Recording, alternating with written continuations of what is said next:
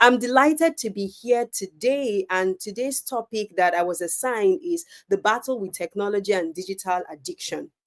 And the reason this topic is very important is we all know what is going on now. Even you as an adult, many of you cannot just drop your phone somewhere and just go. You're going to feel the need to want to go back. In fact, yesterday evening in church, we had this session by this Christian apologist. And he said, have you noticed that when you drop your phone and you step away, you are not with the phone, but you feel like the phone is vibrating on your body and you are not with it. And he says that is something that also happens with amputees, where they have lost a limb, but they still feel sensation. That's to tell you how much we have used our devices so much that it feels like a part of our body, such that if we are not with it, they will feel this sense of these withdrawal symptoms. Now, if we as adults, we feel that way, how much more our children, how much more our teenagers?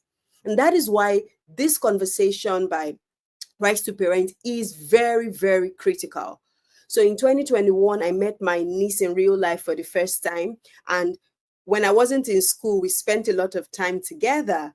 And every time we would spend time together, I would listen to her shows. And it wasn't like if I was paying attention to her show. She was the one watching the show. I was always doing something else. And one day, I think I was in class, or I was studying or doing something. And I just heard myself singing one of the songs that I heard, something about the boss. And immediately I heard myself say, Pim, Pim. I'm like, at where? Like, it just really got me that I wasn't learning this song. In fact, if you ask me what that show is, I don't even know what the title is. But the song played in my head and I was even saying Pim, Pim. I'm like, no, no, no, no, no. I have to reclaim my mind. And it made me see how subconsciously we are leaving these things to our children, right? And some of them, they are going to learn great things from the screens and using technology. But if it is not properly managed, if there are no boundaries, if there is no moderation, it could lead to issues. It could lead to addiction. Another thing also happened during that period where I stayed with my niece.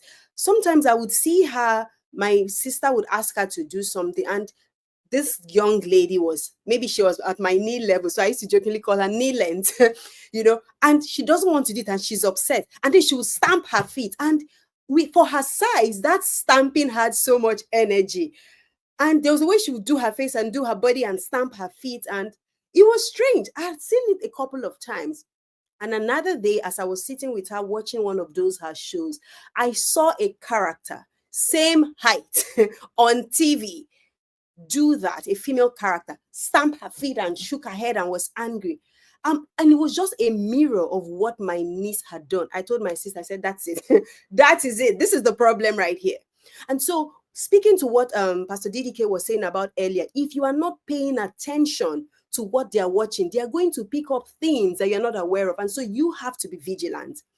And so it's very important that we're not just vigilant, but then also creating those boundaries to ensure that there is moderation and it doesn't lead to addiction. Because the current generation now, they are the most anxious generation because of devices. They've used it so much. Everything is happening over there, friendships, community, and everything. And there's now that should I say, they're not able to separate what is real and what is fake, and so it's leading to anxiety. And so we're going to be talking about some of the challenges and some of the things you can do to manage it. So can we have my slide now? Yes, I can already see some of your comments. Yes, Florence is saying exactly what my son is doing. Yeah. The Minder says, Marsha and the Bear Show, same in my house. It has been banned for a long time. Exactly. All right. Let me share my slide. Okay. All right. It's up now. All right. So about me, I mean, there was this beautiful video just came through telling you about me. So there is no need for this slide. Thank you so much to the team for putting together that amazing video. All right, so let's do some stats very quickly. The Georgia State University School of Public Health and the Childlike Global Child Safety Institute says that 8% of children globally are exposed to online sexual exploitation. When they did this study, they covered 57 countries. So you can see that it's not a joke. The DQ Institute says 60% of children aged 8 to 12 are exposed to one or more cyber risks. When they also did their own study, they covered 30 countries. The BARC 2023 annual report says 75% of teens encounter nudity or content of a sexual nature online. 75. That's what, almost 100. This is an issue, and BARC is one of those tools that you can use with monitoring and supervision of your children. If you heard what PDDK said in her session, she said you must use technology to match technology. So it means you need to know some tools that you can use to monitor and make sure that there are boundaries that are set. And then the Child Mind Institute says 1 in 3 children had a negative online experience in the past year. 1 in 3, that is too close to home.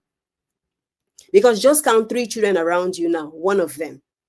So just imagine that on a global scale. So you can see that it's a sort of a pandemic, but that is why it is important for us to build competence in parenting. You know, as Christians, we know the prophetic part of things, we know the spiritual part of things. We must pair that with the pragmatic solutions to ensure that our children are protected. So, how do we identify digital addiction? So, how do you know if it's already beginning to happen in your child? So, whether your child is a little child or a teenager, the first thing you're going to notice is excessive usage. They can't go anywhere without it. They're using it too much. Every time they're spending time, hours with that device. When you begin to notice that, and then you're calling them to do something, they are saying, oh, just give me a moment. They still want to go and do something. That's your first sign. Okay, so that's your first sign, excessive usage. The next sign that you're going to use to know is neglecting responsibilities. So you tell the child, do this within this time frame, but because they got carried away using this tool, they're not able to do the things that they're supposed to do. So that becomes a problem. They're neglecting their schoolwork, they're neglecting their chores, they're neglecting spending time with the family. Instead of them to spend time with the family, they want to be in the room, they want to be somewhere bent over, pressing their devices. That's a sign. The next one is withdrawal symptoms. When you now take it away from them, you say, because you haven't done what you're supposed to do, I'm taking away this device from you for the next 1 week. They literally feel like they're about to die. You know how when you withdraw alcohol or drugs from somebody, they begin to manifest? This is actually what is going on. So when the child begins to throw so much tantrums, or they become rude, or because you said you were taking the device away, that is a red flag. And you must be willing to do something about it. You can't just ignore it and say, no, they're just being stubborn. Once you notice it, you must consider strategies. Because as much as we pray, and that's why I really love what PDDK said about for each child, there is a different strategy that you're going to use. So there's something interesting that happened in my family. My mom is late. She died about 13 years ago. But we are 6, 3 boys, 3 girls. So girl, boy, girl, boy, girl, boy, right? The way my mom sent us to secondary school was based on our personality. If you were too quiet and too calm, you went to a military school.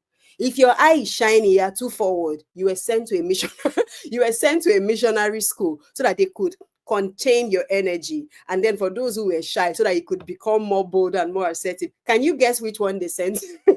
Can you guess which one they sent me to? Did they send me to a military school or a missionary school? And a missionary school is a school that is run by the church. So maybe the Catholic Church or the Anglican Church or whatever. So guess, tell me in the chat, which school did you think which school did you think that they sent me to? I'm waiting to read that.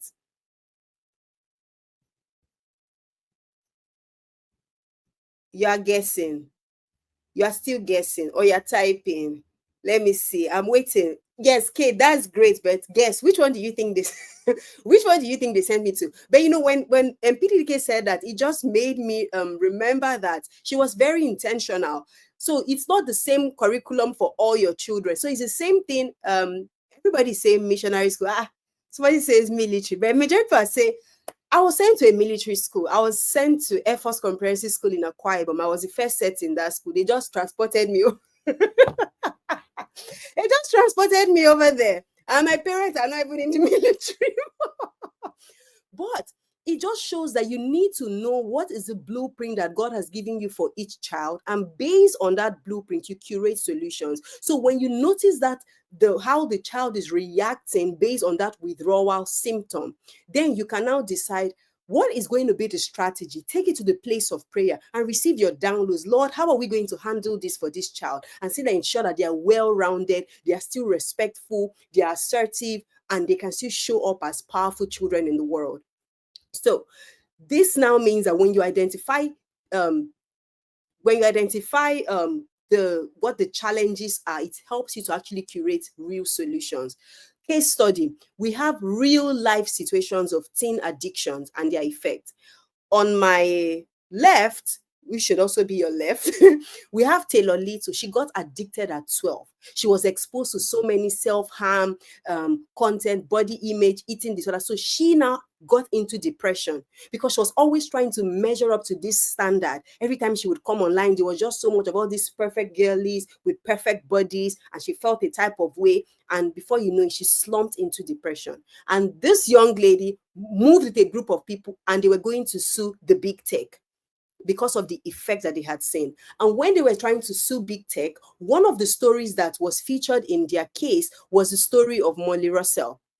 Molly Russell suffered from depression and the negative effects of content online. Remember that study I showed you that 1 in 3 children experienced negative content online? Molly Russell was a real example. Because of experiencing all of that, she committed suicide at the age of 14. So you must understand that if we don't take this thing seriously, it could actually lead to death. It could actually lead to children who are not showing up in the world the way they are supposed to show up to. And so that is where we have a role to play. We have to become digital parents, because the truth is, from the time a child is born now, phones are already in their faces, selfies, videos. Say hi, guys. They're also doing hi, guys. Haven't you seen all those videos on Instagram? They're doing hi, guys. So you must also be a digital parent. You must know how to use technology to battle technology. And what is digital parenting? According to these scholars, digital parenting refers to parenting practices that maximize the benefits and minimize the potential risks of children's interaction with the digital media and online spaces. So today on our Instagram page, the Safety Chicks Instagram page, we shared a post from WHO that says children below 2 should not have access to screen time at all. And we're asking people, what are your thoughts? The goal really is that as a digital parent, you must know what are the benefits of using these tools, the benefits of online productions, whether they are games, whether they are shows, and all of that. And then how can we minimize the potential risks? So that means moderation. How much time are they spending? What tools can we use to create boundaries so that even if the children try to sneak to do something behind our backs, because we have created the boundary around use, they may not be able to use that tool, as it were. So we must combine the prophetic and the pragmatic. You must know tools that you can use. It's very important. And I'm not going to be the one to tell you, oh, don't give your children devices and all of that. The truth is, the world we are in, devices are now here to stay. The goal is, how can it be maximized in a way that we enjoy the benefits but minimize its potential risks? So what are some solutions? Because we're running low on time, I'm speeding through. What are some solutions? First step, set time limits. You can't just, and that's why I really love one of the things that PDDK said. She talked about having a vision for the family, because based on that vision, you are able to set daily, weekly, monthly, quarterly, and yearly goals for your family. So setting time limits for how we use technology in this house has to feature in your family plan. How often do we use technology? Yes, you can play on your tab, but at what time do you have to turn it in? And you must ensure that when you set a limit, you must keep it. Because that's another thing that I find in when we teach parents about safety. When you say you are going to do something, please, I beg you in the name of God, you must follow it up with action. Because if you do not follow it up with action, you are setting a precedent for that child that, yes, there are boundaries, but you can encroach those boundaries. And trust children, if you give them allow, they will take allowance.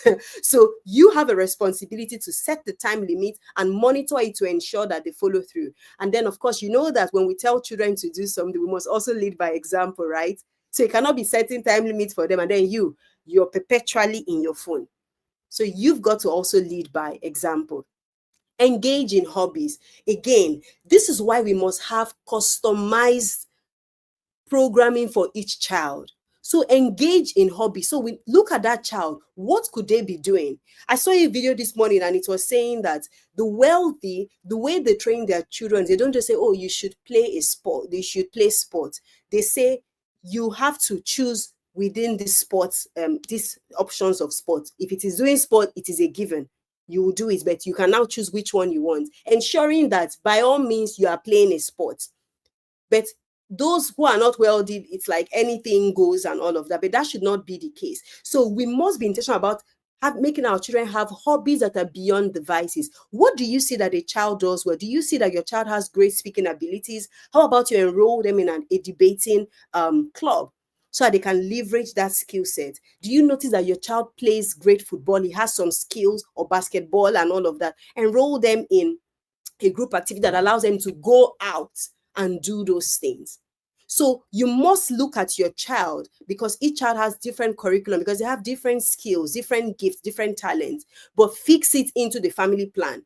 Remember that family vision, right? So engage in hobbies that would make them to go out and interact with friends, hobbies that would allow them to use their body, exercise in the process, get fit in the process, hobbies that will cause them to use their minds, build skills. Because you see, sometimes the thing about the hobbies that we allow our children to engage in is not only about the skill that they are gaining through that hobby. It's also the other things they are learning: critical thinking, collaboration, creativity, curiosity.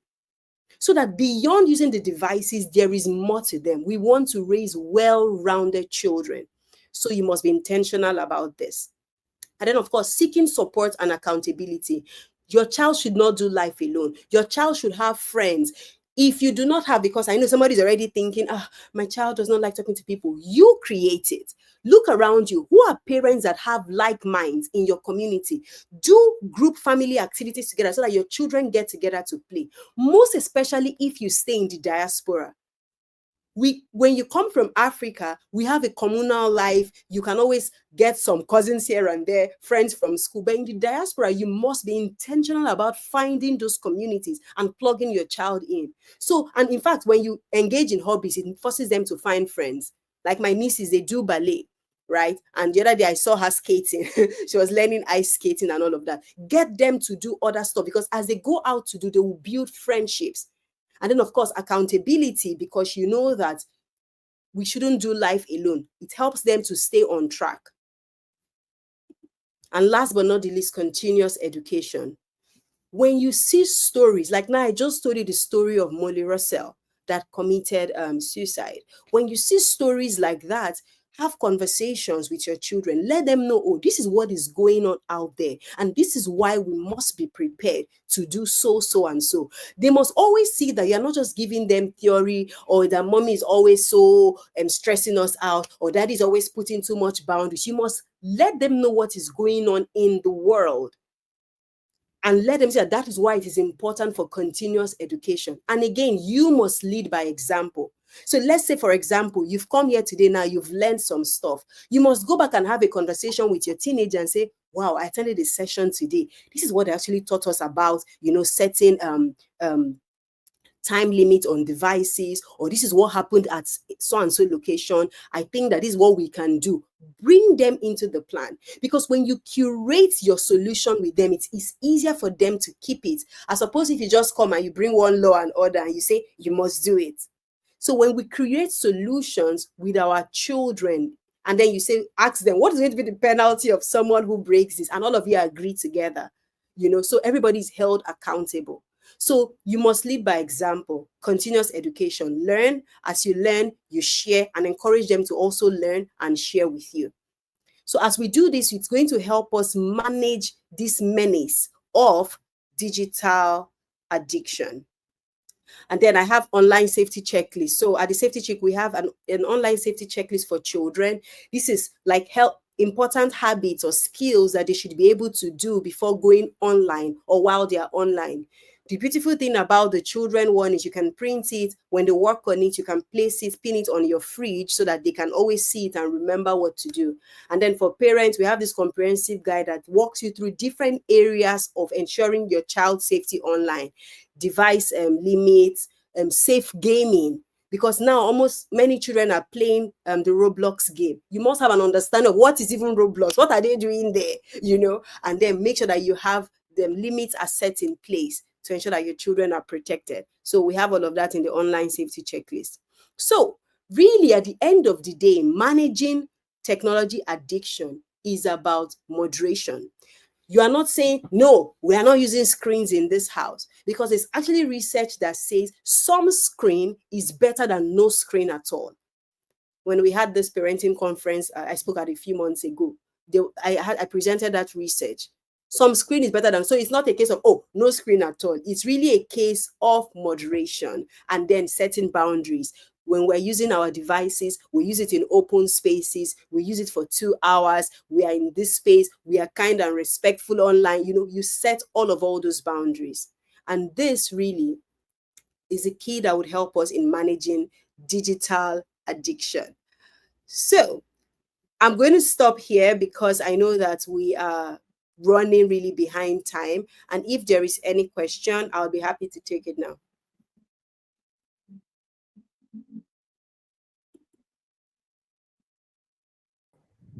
So let me look through the chat. Okay. A digital parent know how to use technology. Halima says resilience and adaptability. Kate says a good leader leads by example. Absolutely. Over to you, Bumi.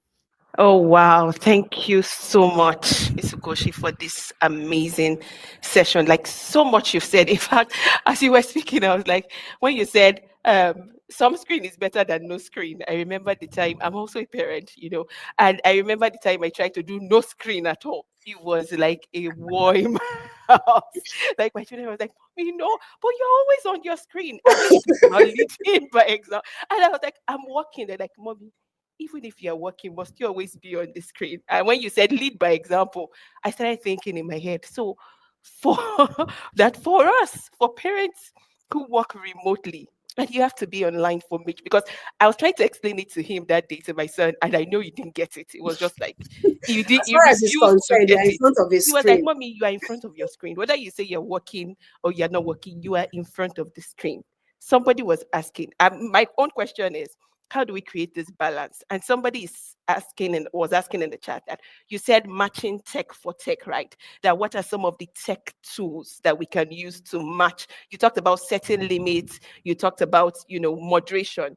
Do you have some tools that we can use? I've heard parents ask me this as well from time to time, to say, what are some tools we can use to set those limits? What are some of the tools that can help us see what they are seeing online? Even if I'm not there completely, at least I can see some of the things. So if you can just shed more light on that, I know it will be very helpful for every parent Sure. here. Sure. So I think that one of the great things that have happened as a result of people speaking up about child safety, most especially in the digital space, is the fact that the big four, the big tech giants, they've also gone the extra mile to curate solutions on their platforms. So, for example, Google, almost everybody has Google affiliated to them in one way or the other. You have Gmail, or you're using Google Calendar or something. Google has something called Google Family Link. And Mm, with that, you are able to set restrictions on the devices for your child. And there is one, in fact, when we had a safety conference, one of our school safety summits, and we brought all the cybersecurity experts, one of the hacks that one of them shared was, as a parent, open a Gmail account with your mm, children's name. Like, say, open a Gmail so that they can have an email address. When you use that email address to create an account for them and you put their age, it means that anytime that email opens anything, it's already automatically, mm, Google is going to ensure that it is only things within their age range that they would have access to.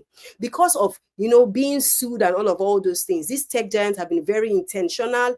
They are not perfect, but they've been very intentional about ensuring that our children are protected in the digital space. So there is Google Family Link. There is also the Apple screen time. Apple also has all those checks from on its device. So from your Apple device, if you're using an iPad, an iPhone, or any of the iFamily, it can help you. They have all those tools. When you go to your settings, it can help you. Bark, which I mentioned earlier, that did one of the child reports. Bark is also a tool that helps parents monitor what's going on their children's devices. It helps you to set restrictions. It helps you to set time, and you can monitor that device remotely. So from your own device, you can check what your child is doing. Q Studio also does that. So Q Studio is a different brand. Bark is a different brand. Google Family Link and the Apple one. So those are like the top ones that many people use because they are quite, efficient. Now, to your question about how do we maintain boundaries and all, it's really just about having frank conversation with your children to say, so this is work, and then you see. You have to demonstrate that work is when you sit at this workstation, look at you, show them, because you have to prove. I mean, this is a generation Mm. that they are bold, they can ask you questions, they can take you on, they Yes, are not afraid to say very their true. mind, So show it that this. But you see, it also means that you now need to let them know that they can use screens, but these are the rules. So, for example, in our teaching online safety resource, I think one of the appendices that we have there is like a family agreement of that you can set with your children for how to Beautiful.